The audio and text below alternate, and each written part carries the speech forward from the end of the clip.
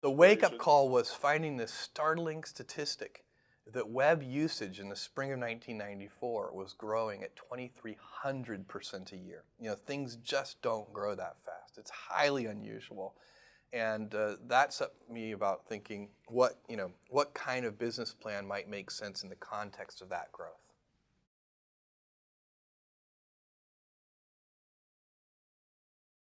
I think there are a couple of things, and one of the things that everybody should realize, and that is probably the single most important factor, is that any startup company that turns into a substantial company over the years never lose track of the fact that there was a lot of luck involved in that. So, there are a lot of entrepreneurs, there are a lot of people who are very smart, very hardworking, very few ever have, the planetary alignment that leads to a tiny little company growing into something substantial. So that requires not only a lot of planning, a lot of hard work, a big team of people who are all dedicated, but it also requires that not only the planets align, but that you get a few galaxies in there aligning too. And that's certainly what happened to us. Our timing was good. Our choice of product categories, books, was a very good choice. And we did a lot of analysis on that to pick that category as the first best category for e-commerce online. But there were no guarantees that that was a good category. At the time we launched this business, it wasn't even crystal clear that the technology would improve fast enough that ordinary people, non-computer people, would even want to bother with this technology. So that was good luck. So there are a whole bunch of things that have to sort of align to make it work.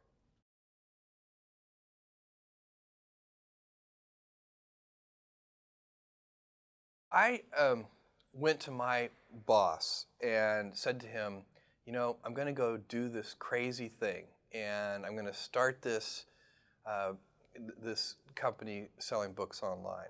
And this is something that I had already been talking to him about in a sort of more general context. But then he said, let's go on a walk. And we went on a 2-hour walk in Central Park in New York City. And the conclusion of that was this, he said, this actually sounds like a really good idea to me. But it sounds like it would be a better idea for somebody who didn't already have a good job. And he convinced me to think about it for 48 hours before making a final decision. And so I went away and was trying to find the right framework in which to make that kind of big decision. And I'd already talked to my wife about this, and she was very supportive and said, look, you can count me in 100%. Whatever you want to do. It's true. She had married this kind of, fairly stable guy in a stable career path, and now he wanted to go do this crazy thing, but she was 100% supportive. So it really was a decision that I had to make for myself. And the framework I found, which made the decision incredibly easy, was what I called, which only a nerd would call, a regret minimization framework. So I wanted to project myself forward to age 80 and say, okay, now I'm looking back on my life. I want to have minimized the number of regrets I have. And I knew that when I was 80, I was not going to regret having tried this. I was not going to regret having wanted, trying to participate in this thing called the internet that I thought was going to be a really big deal. I knew that if I failed, I wouldn't regret that. But I knew the one thing I might regret is not ever having tried. And I knew that that would haunt me every day. And so when I thought about it that way, it was an incredibly easy decision. And I think that's a very good, it's if you can project yourself out to age 80 and sort of think, what will I think at that time? It gets you away from some of the daily pieces of confusion. I left this Wall Street firm in the middle of the year. When you do that, you walk away from your annual bonus. And that's the kind of thing that in the short term can confuse you. But if you think about the long term, then you can really make good life decisions that you won't regret later. Most regrets, by the way, are acts of omission and not commission. I think most people when they're 80 years old, you can do bad things. You can go murder somebody, and that would be bad, and that would be an act of commission that you would regret. But most, everyday, ordinary non-murderers, their big regrets are omissions.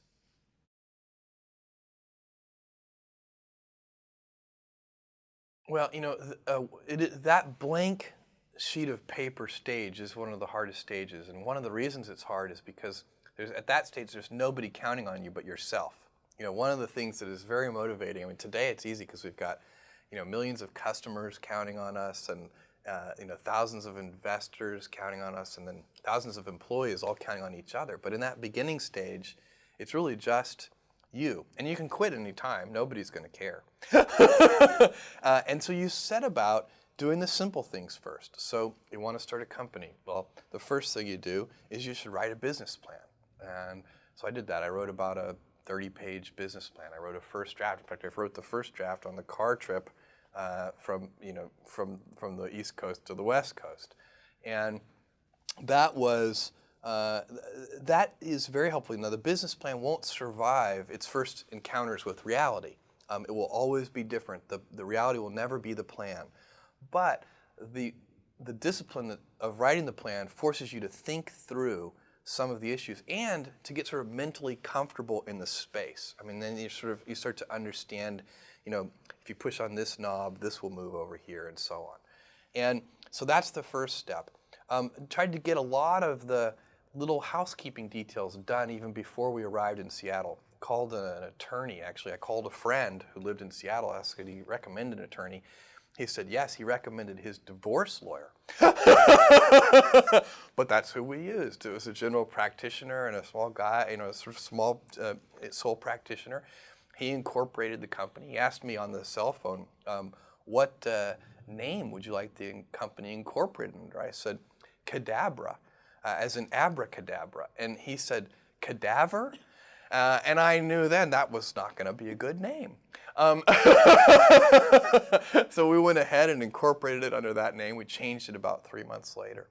I stopped in San Francisco and interviewed vice presidents of engineering, because that was going to be an important long lead time item. We needed to build the technology that would run the store, and found the person who turned out to be the most important person ever in the history of Amazon.com on that trip, a guy named Shel Kappan, who built all of our early systems with help from others, but he really sort of architected them and engineered them and just did a fantastic job. So that, so the initial hiring, writing the business plan, the initial hiring, getting the company incorporated, all these are, they're very, in a way, they're sort of, simple, almost pedestrian tasks, but that's how you start, one step at a time. The first sort of initial startup capital for Amazon.com came primarily from my parents, and they invested a large fraction of their life savings in what became Amazon.com. And that is was a very bold and trusting thing for them to do, because they didn't. My dad's first question was, "What's the internet?" Okay, so he wasn't making a bet on this company or this concept. He was making a bet on his son, as was my mother.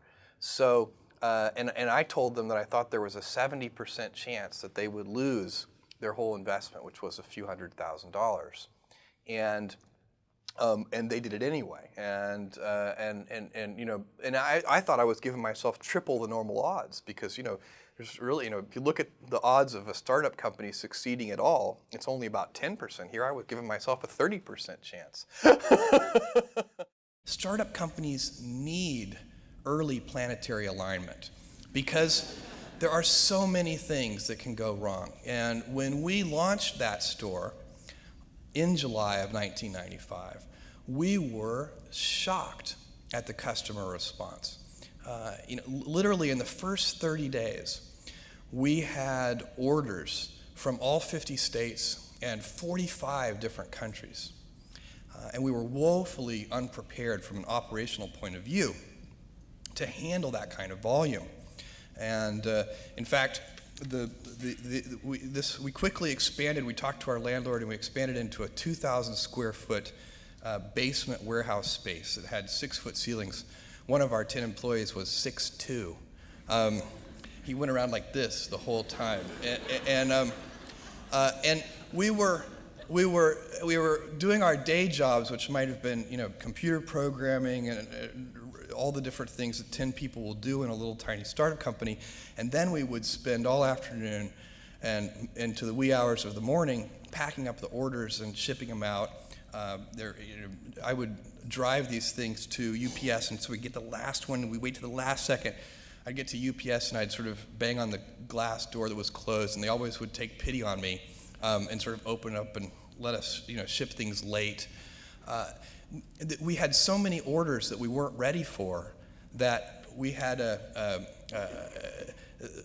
no real organization in our distribution centers at all. In fact, we were packing on our hands and knees on a hard concrete floor, and I remember, just to show you how stupid I can be. My only defense is that it was late, but we were packing these things. Everybody in the company. And I had this brainstorm, and as I said to the person next to me, this packing is killing me. My back hurts. This is killing my knees on this hard cement floor. And the person said, yeah, I know what you mean. And I said, you know what we need? This is my brilliant insight. We need knee pads. I was very serious. And this person looked at me like I was the stupidest person they'd ever seen. They're like, I'm working for this person. This is great. And said, what we need is packing tables. And I looked at this person, and I thought that was the smartest idea I'd ever heard. The next day we got packing tables, and I think we doubled our productivity. That early stage, by the way, of Amazon.com, where we were so unprepared, is probably one of the luckiest things that ever happened to us, because it formed a culture of customer service in every department of the company, every single person in the company, because we had to work with our hands so close to the customers, making sure those orders went out, really set up a culture that served us well. And that is our goal, to be Earth's most customer-centric company.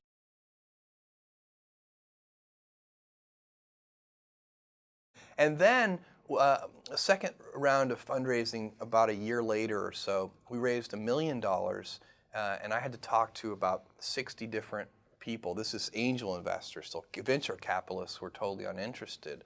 And this was a time. It wasn't like what people think of today. And in 1998 and 1999, you could raise $60 million for an internet idea without a business plan, with a single phone call. It was a very different era. But back in 1995, it was very difficult to raise money. And by the way, it wasn't more difficult than it had been for the previous 20 years to raise money. It just was sort of normally hard. It's supposed to be hard to raise $1 million.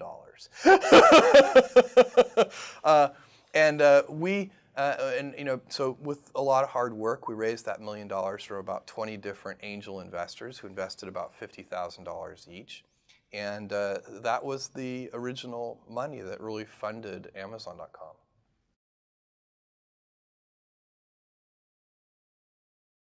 Once you are looking at the odds in a realistic way, it's very important for entrepreneurs to be realistic. And so if you believe on that first day, while you're writing the business plan, that there's a 70% chance that the whole thing will fail, and then that kind of relieves the pressure of self-doubt. I mean, it's sort of like, I don't have any doubt about whether we're going to fail. That's the likely outcome.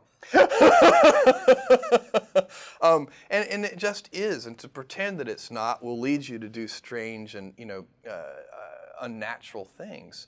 So and what you do with those early investment dollars, so if you have $300,000 and then you have $1 million, what you do with those early precious capital resources is you go about systematically trying to eliminate risk.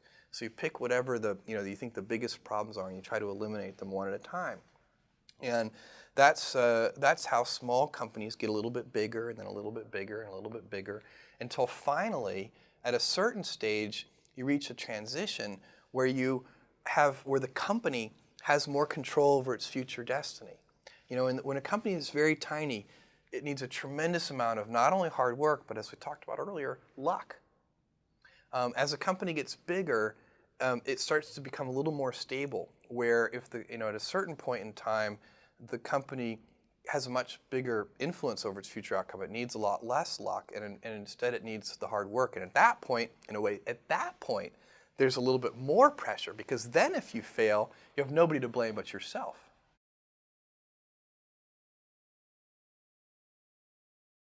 I had what I consider to be an idyllic childhood. I mean, I had two parents who loved me incredibly. I also had a tremendous amount of contact with my grandparents, my mom's parents.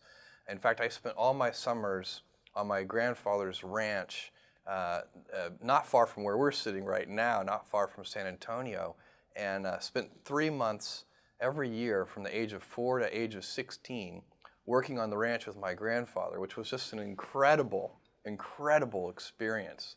You know, ranchers and anybody I think who works in rural areas, they learn how to be very self-reliant, and whether they're farmers, whatever it is they're doing, they have to rely on themselves for a lot of things.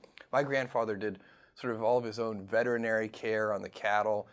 We would repair the D6 Caterpillar bulldozer when it broke, and it had gears this big, We would build cranes to lift the gears out. So, and this is just a very common sort of thing that folks in faraway places do. And I think it was a great experience. I remember the very first occupation I wanted to be when I think I was about 6 years old is archaeologist. And this was even, I would like to point out, it's a point of pride, pre-Indiana Jones. And then I wanted to be an astronaut. And then later, by the time I was in my high school years, I wanted to be a physicist. And then by the time I got to college, I wanted to be a computer programmer. And that's actually what I studied in school. And that's kind of what's led me along the path I'm on. I had some family role models, and I had some other people, some sort of historical role models that I really looked at too. So certainly my grandfather was a serious role model for me. I just had spent so much time. I think you learn different things from grandparents than you learn from parents. It's a great. I would encourage anybody to try to spend time not only with their parents but with their grandparents. But I also had.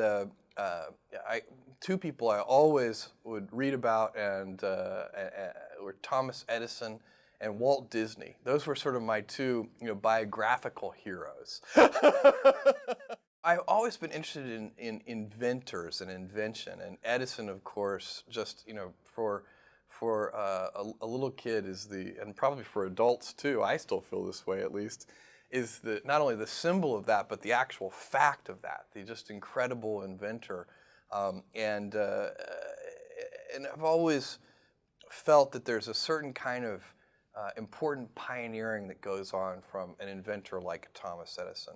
And then Disney was a different sort of thing. He also, a real pioneer and an inventor and doing new things.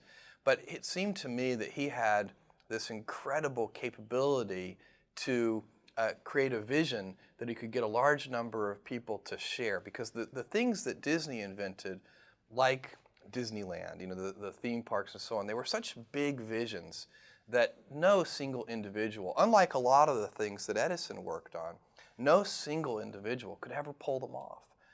And Walt Disney really was able to get a big team of people working in a concerted direction. I was a very nerdy and good student, so I was in the goody-goody class of students, and was always very working hard, studying, always did my homework on time. I was a good student. I liked school. And the things I got into trouble on were, like, I lost my library privileges one time, which was really, inconvenient for me, because I was actually for laughing. I know you'll never believe this, but laughing too loudly in the library. I've had this laugh all my life. I have no idea where it came from. There was a period where my brother and sister wouldn't go see a movie with me. It was too embarrassing. But no, I was sort of, probably unnaturally on the side of not getting in trouble. I mean, by the time I was in high school, we did some pranks type things, but they were the kind of pranks that at the end of the day, the teachers actually secretly loved. And I remember in fourth grade, we had this wonderful contest, which was, the people in the class, there was some prize, I can't remember what it was, whoever could read the most Newbery Award winners in a year. And I read through. I didn't end up winning. I think I read like 30 Newbery Award winners that year, but somebody else read more. And the standout there is the old classic that I think so many people have read and enjoyed, A Wrinkle in Time. And I just remember loving that book. Later, I was always a big fan of science fiction, even from when I was, in elementary school, reading various things, and loved, of course, The Hobbit and in Tolkien's trilogy that follows on from that. And this little town where my grandfather lived in the summers, where I spent my time in the summer, had a tiny little Andrew Carnegie style library where all the books had been donated from the local citizens. And I found, this is a very small library, smaller than the room that we're sitting in now, and it had, but it had an extensive science fiction collection, because it just so happened one of the residents of this 3,000 person town had been a science fiction fan and donated their whole collection. And that started a love affair for me with people like Heinlein and Asimov and all the well-known science fiction authors that persist to this day. My math teacher in either fourth or fifth grade, I can't remember, Mrs. McInerney, she had a big influence on me. My calculus teacher in high school, Mr. Moore, he had a big influence on me. Mrs. Delchamps, who taught chemistry in high school, Mrs. Rule, who taught physics. I really, I have been blessed with, conscientious, hardworking, super smart teachers. And I don't know, because, I only got to go through school once, so I don't know if, I have a feeling I was lucky. I know there are a lot of hardworking teachers out there, but I seem to have had more than my fair share. I always wanted to please. It was one of the things, and I think one of the things that these teachers who are really, really good do is they recognize that their students, they create that environment where you can be very satisfied by the process of learning that's going on. So it's like anything. If you do something and you find it to be a very satisfying experience, then you want to do more of it. And so the great teachers somehow convey in their very attitude and their words and their actions and everything they do that this is an important thing you're learning. And by doing that, you end up wanting to do more of it and more of it and more of it. And I think that's a real talent that some people have, to kind of convey the importance of that and to reflect it back to the students. I was very difficult to punish for my parents, because they would send me to my room, and I was always happy to go to my room because I would just read. So if I talked back or did anything that was sort of, you're grounded and you have to stay in your room, that was always fine with me. So I was a big reader. I remember playing lots of games in elementary school, like kick the can and various, tag and all the outdoor games and so on. And I did all those things. I think I had a very kind of, normal sort of, except for my ranch experience, which I think is very unusual for experiencing a great one to have had. I think my experience as a kid was a very normal one.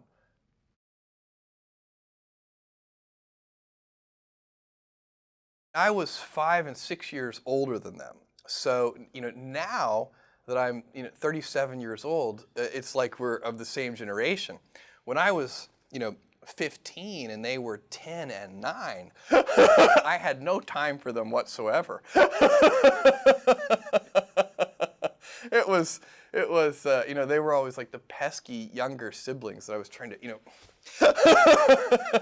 shake off and keep out of my room. And, I was constantly booby trapping the house with various kinds of alarms. And, some of them were not just, audible sounds, but actually like, physical booby traps. I think I occasionally worried my parents that they were going to open the door one day and, have 30 pounds of nails drop on their head or something. I was always, our garage was basically, science fair central. And my mom is a saint because she would drive me to Radio Shack, multiple times a day to the point where she would finally say, okay, look, will you please get your parts list straight before we go? I can't handle more than one trip to Radio Shack per day. So there was a lot of that kind of stuff going on in our house.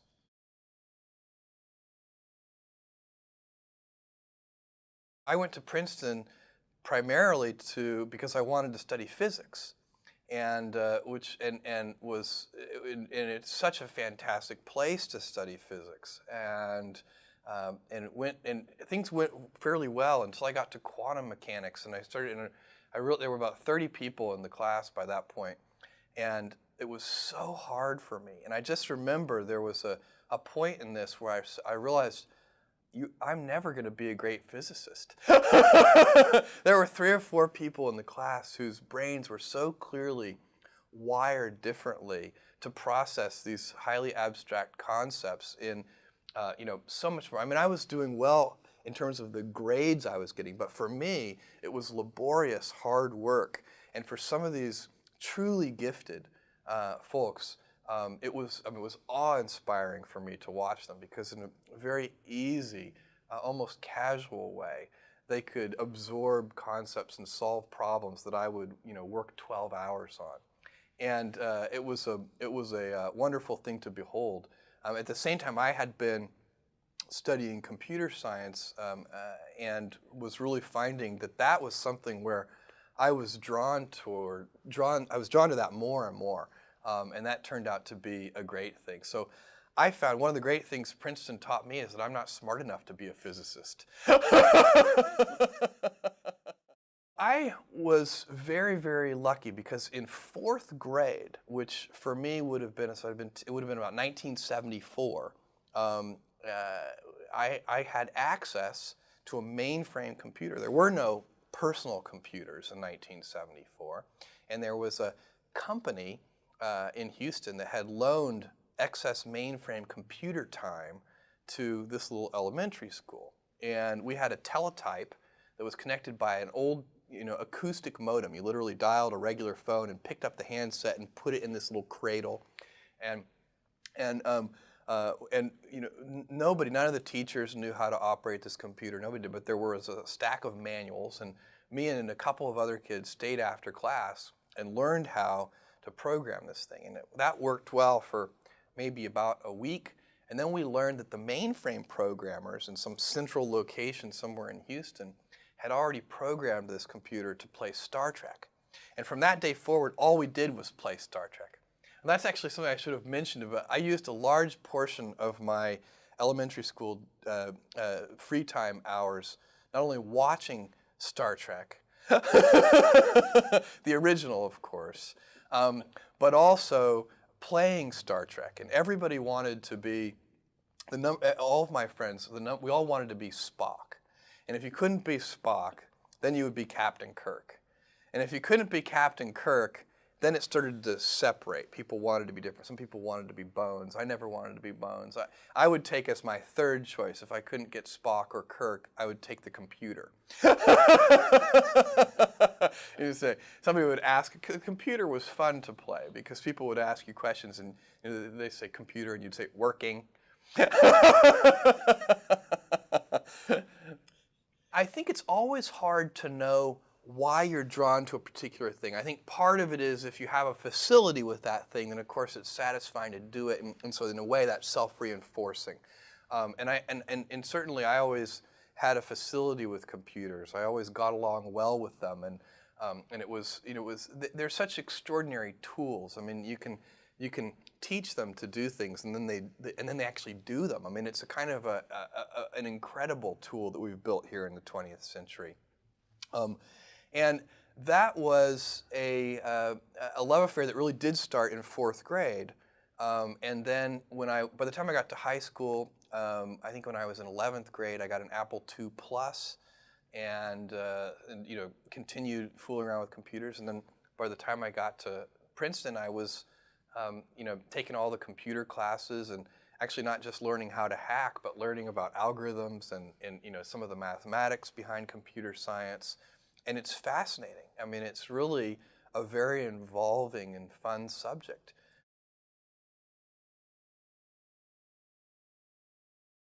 I toyed with the idea of starting a company, and even talked to a couple of friends about starting a company, and ultimately decided that it would be smarter to wait and learn a little bit more about business and the way the world works. One of the things that it's very hard to believe when you're 22 or 23 years old is that you don't already know everything. It turns out, I mean, as I suspect, people learn more and more as they get older, that you seem to realize that you know less and less every year that goes by. I can only imagine that by the time I'm 70, I will realize I know nothing.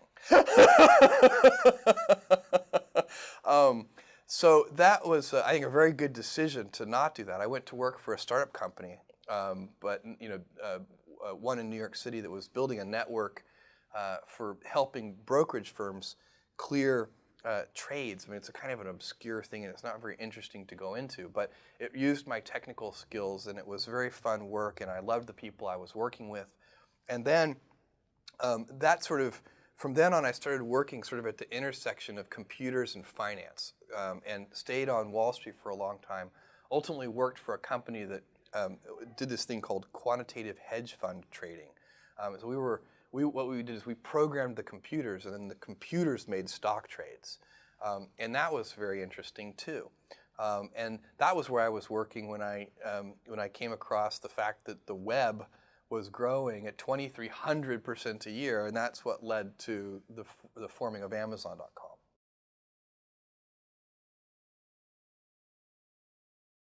I think the internet in general, Amazon.com in particular, this is still chapter 1. So you're sort of asking me about my story, and it's still sort of the very beginning. Which I think is, it is interesting, because there's still a lot of this to be built, a lot of technology to build, a lot of innovations for customers to be built, and also the financial side of the story is still playing itself out in real time. But there's a lot of visibility on the internet, and there has been for the last couple of years. The first 4 years of the company, we sort of worked in relative obscurity, and it was we always had lots of supporters, and we always had lots of skeptics. And that's still the same today. It's just that the level of visibility is so much higher.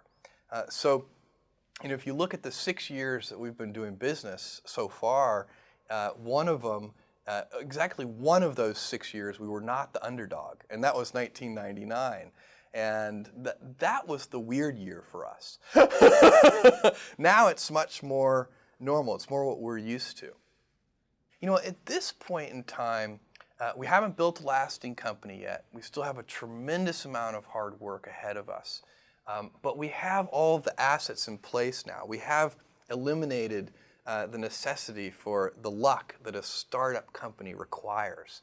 And now, our future is in our own hands as a team and as a company. We have so many smart people. We have so many customers who treat us so well. And we have the right kind of culture that obsesses over the customer. If there's one reason we have done better than most of our peers in the internet space, over the last 6 years, it is because we have focused like a laser on customer experience, and that really does matter.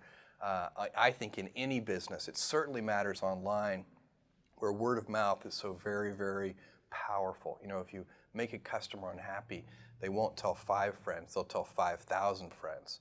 So we are at a point now where we have all of the things we need to build an important and lasting company. And if we don't, it will be shame on us. I think in my particular case, I laugh a lot. So it is, you know, there are, I think stress, you can be, I think one of the things that's very important to note about stress is that stress primarily comes from not taking action over something that you can have some control over. So if I find that some particular thing is causing me to have stress, that's a warning flag for me. What it means is there's something that I haven't completely identified, perhaps in my conscious mind, that is bothering me, and I haven't yet taken any action on it. I find as soon as I identify it and make the first phone call or send off the first email message or whatever it is that we're going to do to start to address that situation, even if it's not solved, the mere fact that we're addressing it dramatically reduces any stress that might come from it. So stress comes from ignoring things that you shouldn't be ignoring, I think in large part. So stress doesn't come, people get stress wrong all the time in my opinion. Stress doesn't come from hard work, for example. You know, you can be working incredibly hard and loving it, and likewise you can be out of work and incredibly stressed over that. So, and likewise, if you kind of use that as an analogy for what I was just talking about, if you're out of work, but you're going through, a disciplined approach of, a series of job interviews and so on and working to remedy that situation, you're going to be a lot less stressed than if you're just worrying about it and doing nothing.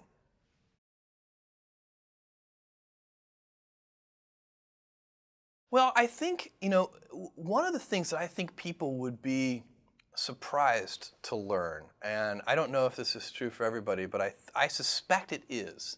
And I think that at least at a certain age, the basic foundational things about people are largely set. And so, I'm a lottery winner of a certain kind. And I suspect if you were to go, survey lottery winners, you would find that the core things about them don't really change because they won the lottery. And I think that's probably, and I think people are always very curious about that. How does it fundamentally change a person when they win a lottery? And I don't think it does very much. One thing I find very motivating, and and I think this is probably a very common form of motivation or motive or cause of motivation, is I love people counting on me. And so, today, it's so easy to be motivated because we have millions of customers counting on us at Amazon.com. We've got thousands of investors counting on us. And we've got, we're a team of thousands of employees all counting on each other. And so and that's fun.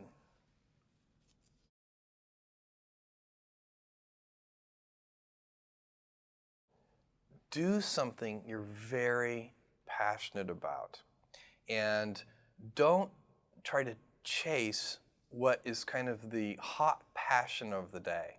I think we actually saw this, I think you see it all over the place in many different contexts, but I think we saw it in the internet world quite a bit, where at the sort of peak of the sort of internet mania in, say, 1999, you found people who were very passionate about something. They kind of left that job and decided, I'm going to do something in the internet, because it's it was almost like the the 1849 gold rush in a way. I mean, you find that people, if you go back and study the history of the 1849 gold rush, you find that at that time everybody who was within shouting distance of California was, they might have been a doctor, but they quit being a doctor and they started panning for gold. And that almost never works. And even if it does work, according to some metric, financial success or whatever it might be, I suspect it leaves you ultimately unsatisfied. So you really need to be very clear with yourself. And I think one of the best ways to do that is this notion of projecting yourself forward to age 80, looking back on your life and trying to make sure you've minimized the number of regrets you have. That works for career decisions. It works for family decisions. Do you want? I have a 14-month-old son, and it's very easy for me to, if I think about myself when I'm 80, I know I want to watch that little guy grow up. And so I don't want to be 80 and think, shoot, I missed that whole thing, and I don't have the kind of relationship with my son that I wished I had, and so on and so on. So if you think about that, so I guess another thing that I would recommend to people is that they always take a long-term point of view. And I think this is something about which there's a lot of controversy. There's a lot of people, and I'm just not one of them, believe that you should live for the now. I think what you do is you think about the great expanse of time ahead of you and try to make sure that you're planning for that in a way that's going to leave you ultimately satisfied. So this is just this is the way it works for me. And I mean, everybody needs to find that for themselves. So I think there are a lot of paths to satisfaction, and you need to find one that works for you.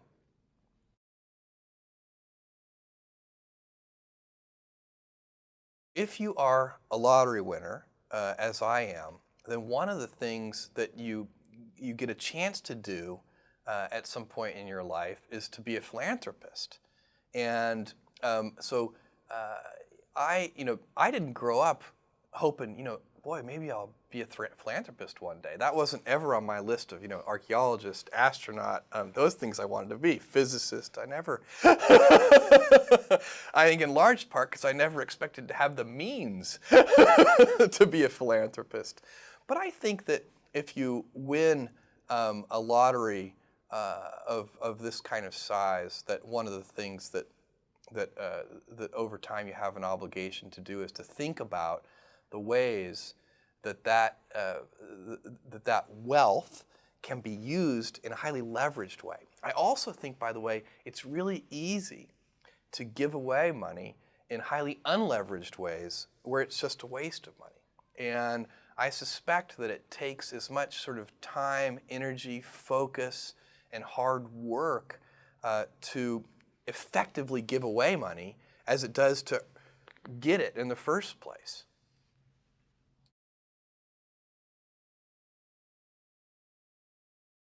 I think one of the things that's most important to me is, one of the notions that the United States was founded on, and that is liberty.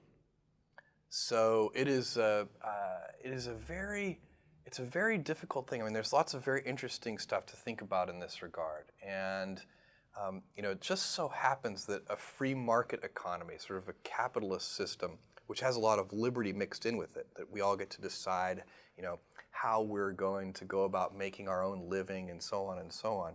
That happens to also be a very effective way of deploying an economy, so that you get an economy which mostly makes sense.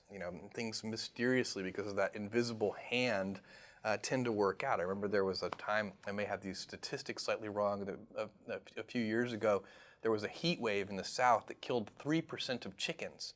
And I think egg prices doubled because there were 3% fewer chickens. So that means that the number of chickens is roughly right, even though there's nobody deciding how many chickens there should be.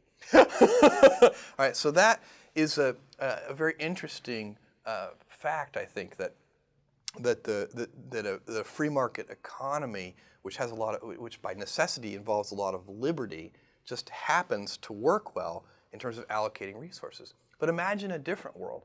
Imagine a world where some incredibly artificially intelligent computer could actually do a better job than the invisible hand of allocating resources, and were to say, there shouldn't be this many chickens, there should be this many chickens, just a few more or a few less. Well, that might even lead to more aggregate wealth. So it might be a society that if you give up liberty, everybody could be a little wealthier. Now the question that I would pose is, if that turned out to be the world, is that a good trade? Personally, I don't think so. Personally, I think it'd be a terrible trade. And I sometimes worry about that because I think it's a coincidence that, that liberty tends to do such a good job of, sort of creating an economy that functions well.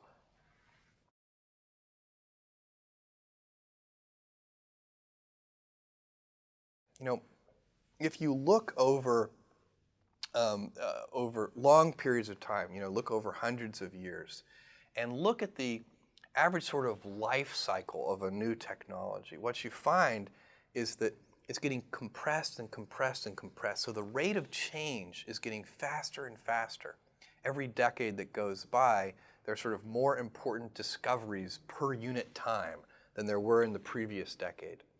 And a lot of these discoveries tend to have two uses. I mean, technologies tend to be agnostic with respect to whether they can be used for good or used for evil.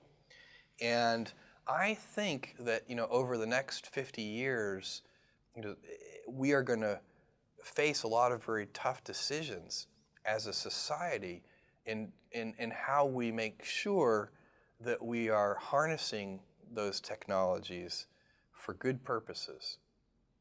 I think liberty, giving people the freedom to, as long as they're not hurting somebody else, do what they want, is super important. I think it's the core essence of the American dream. And I think at times we as a people get confused about it. I mean, I think one of the things that you see come up in various places, and people talk about it under different labels. Sometimes they talk about it as a lack of personal responsibility and other kinds of labels. But what it really is I think people should carefully reread the first part of the Declaration of Independence, because I think sometimes we as a society start to get confused and think that we have a right to happiness.